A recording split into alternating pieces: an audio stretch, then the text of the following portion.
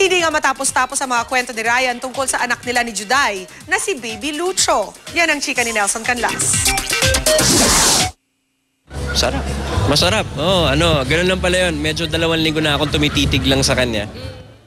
Matamis ang ngiti ni Ryan Agoncillo kapag natatanong tungkol sa kanyang baby boy.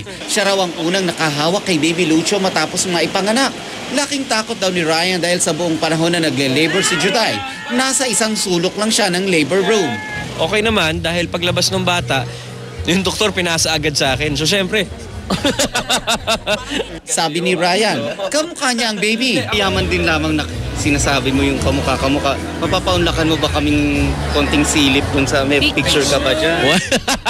Wala alam mo naman, baka ma-spank ako. Equal daw ang atensyon ay binibigay niya kay Baby Lucho at sa panganay na si Johan. Mangiyak-ngiyak dahil natutuwa siya may kapatid, pero syempre may halong kaya almost every night date kami ni Johan. So lumalabas kami. Nelson Canlas updated sa Showbiz Happenings.